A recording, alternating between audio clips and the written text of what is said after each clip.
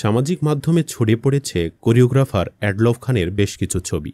এসব ছবির ক্যাপশনে বলা হচ্ছে তিনি নাকি দেশের সবচেয়ে সুদর্শন পুরুষের অ্যাওয়ার্ড পেয়েছেন। তিনি নাকি এখন দেশের সবচেয়ে সুদর্শন পুরুষ। এ দাবি ঘিরে চলছে আলোচনা সমালোচনা। চলুন আমরা অ্যাডলফ খানের চিচিং ফাঁক করে দিই আজকে। আসলে কে তিনি, হিজলার মতো আচরণ থেকে কিভাবে সুদর্শন পুরুষ হন, এবং তার সাথে তার ব্যক্তিগত কথা এবং অজানা কিছু ফাঁস করব এই ভিডিওতে। আপনারা দেখছেন বায়োগ্রাফি বাংলা, আর আমি সোহেল আছি আপনাদের সাথে। অ্যাডলফ খান মূলত একজন কোরিওগ্রাফার ও ফ্যাশন ডিরেক্টর। দেশের বিভিন্ন শোবিজ অনুষ্ঠানে নিয়মিত অংশ নেন তিনি। সাজ পোশাক ও ব্যক্তিত্বের দিক থেকে তিনি ব্যতিক্রম, যা সহজেই তাকে আলাদাভাবে সবার নজরে আনে। পুরো নাম অ্যাডলফ খান। পেশাগতভাবে কম্পিউটার ইঞ্জিনিয়ার হলেও মিডিয়ার প্রতি ভালোবাসা থাকার কারণে মিডিয়ার বিভিন্ন অঙ্গনে কাজ করে যাচ্ছেন। 2008 সালে র্যাম্প মডেল বুলবুল টুম্পার একটি গ্রুমিং স্কুলের মাধ্যমে মিডিয়াতে কাজ শুরু। এরপর র্যাম্প মডেল হিসেবে কাজের পাশাপাশি চিত্রনায়িকা নিপুণের বর্তমান সবগুলো ছবিতে স্টাইল ডিজাইনার হিসাবে কাজ করছেন তিনি।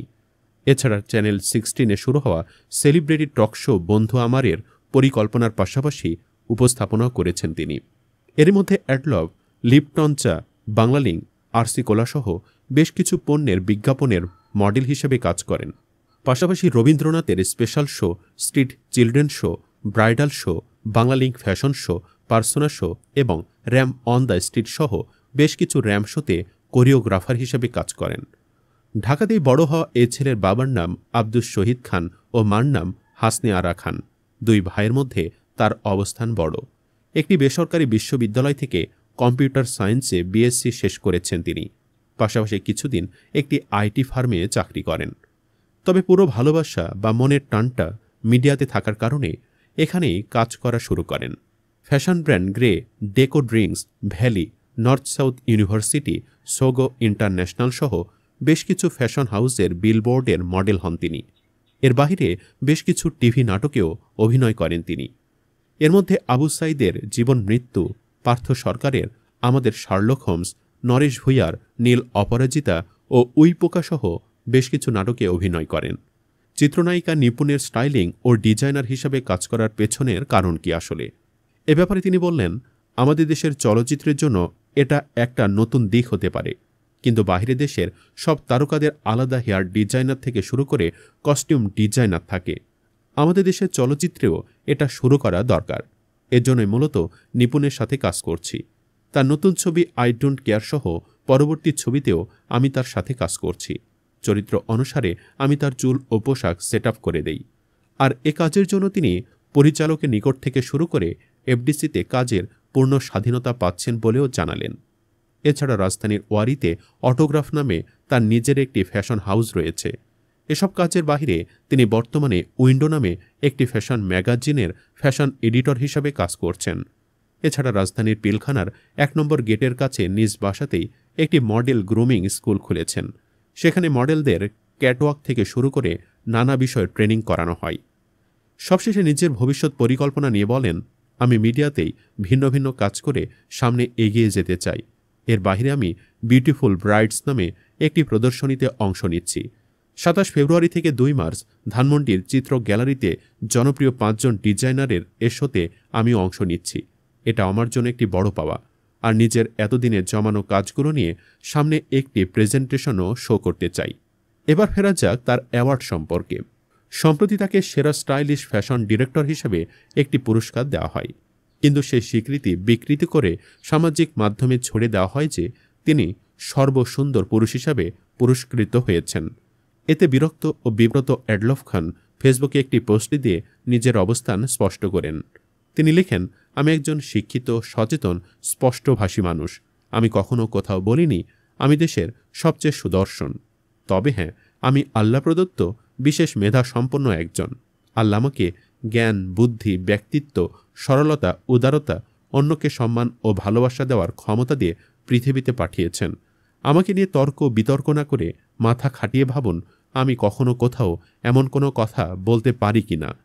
তিনি আরও বলেন, কখনো কেউ বলতে পারবে না মুখে হাসি ছাড়া আমি কারো সঙ্গে কথা বলেছি বা ভালোবাসা না ছড়িয়ে বিদায় নিয়েছি। আমাকে সেরা স্টাইলিশ ফ্যাশন ডিরেক্টর হিসেবে পুরস্কৃত করা হয়েছে। কোনো সুন্দর প্রতিযোগিতার সেরা সুদর্শন হিসেবে নয়। আমি বরাবর ব্যতিক্রম, সবার মতো নই। কারো মতো হব না বলেই শুধুমাত্র অ্যাডলফ খান হতে চেয়েছি। যারা ভুল সংবাদ ছড়িয়েছেন, আমার বাবার অসুস্থতার সময় আমাকে বিব্রত করেছেন, তারা কি উপকার করতে চেয়েছেন নাকি অপকার? তিনি সবাইকে বিবেক ও ক্ষমার মূল্য উপলব্ধির আহ্বান জানিয়েছেন। এছাড়া তিনি মডেলিং নিয়ে বলেন, আপনার সময়কার মডেলিং ও এখনকার সময়কার মডেলিংয়ের পার্থক্যটা আসলে কি? পার্থক্য যদি বলতে হয়, আমার মতে তখন কাজের অনেক গুরুত্ব ছিল, মূল্য ছিল, সুস্থ প্রতিযোগিতা ছিল, কাজ করার আনন্দ বা অনুভূতি ছিল, সবারই খুব বেশি ফোকাস ছিল। আর এখনকার কথা বলতে গেলে মডেলিং বিষয়টা ফেসবুক নির্ভর হয়ে গেছে। সব শ্যুট চলছে, সেলফি দিতে হবে, এটাই তাদের মধ্যে কাজ করে। মূল কথা, কারোরই কোনো ক্যারিয়ার হচ্ছে না। আজকের মডেলকে কালকে মানুষ ভুলে যাচ্ছে। সংখ্যায় অনেক মডেল, তাই কারোরই কাজ দর্শকদের মনে থাকে না। আর আমাদের সময় কাজ করলে একটা বড় আলোচনা হতো, কে কাজটি করেছে, আলোচনা হতো কাজের ভালো খারাপ নিয়ে। সবাই কাজ পাগল ছিল। এখনকার মডেলরা খুব তাড়াহুড়ো, অল্প সময় অনেক বড় হতে হবে, এই অস্থিরতা তাদের মাঝে কাজ করে। একজন মডেল হতে হলে কি দরকার আসলে? আমিও মডেল বানাই।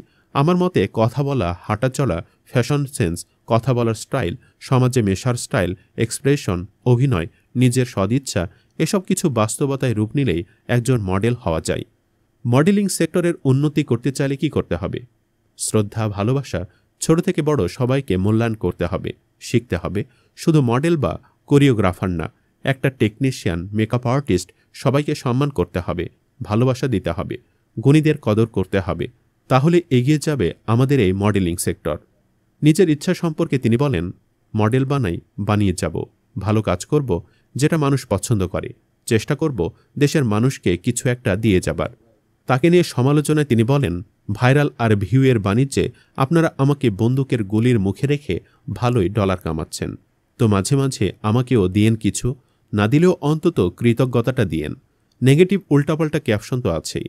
জামার দাম থেকে শুরু করে লাখো মেয়ের ক্রাশ শাহরুখের সঙ্গে তুলনা হয়ে এখন দেশের 1 নম্বর সুদর্শন হিসাবে পুরস্কার প্রাপ্তি বানিয়ে দিলেন। তিনি কখনোই ইন্টারভিউয়ে সব বলেননি, এমনটাই জানালেন। তার ভাষ্য, আমি কি এই ধরনের তথ্য সংবলিত কোনো ইন্টারভিউ কখনো দিয়েছি বা বলেছি? আমাকে দিয়ে আপনাদের লাভ হচ্ছে বা আমাকে আপনারা খুব ভালোবাসেন, সবই বুঝলাম, কিন্তু ভালোবাসার বহিঃপ্রকাশ আরও বাস্তবিক, সত্য এবং সুন্দর হতে পারে। সত্যি কিছু বলার ভাষা নাই। অ্যাডলফ খানের সাজ পোশাক আর 10 জনের চেয়ে আলাদা, ফলে সহজে সবার নজরে পড়েন এই কোরিওগ্রাফার। দর্শক, এই অ্যাডলফ খানকে আপনার কেমন লাগে? আপনার যেমনটা তাকে নিয়ে মনে হয় সেটাই কমেন্টে লিখে ঝটপট কমেন্ট করে ফেলুন। আর সুদর্শন পুরুষ হিসেবে সে আসলে 10-এ কত মার্ক পাবেন সেটা অবশ্যই কমেন্ট করে জানাবেন। আর আমাদের বায়োগ্রাফি বাংলা চ্যানেলটি অবশ্যই সাবস্ক্রাইব করে আমাদের সাথেই থাকুন। ধন্যবাদ।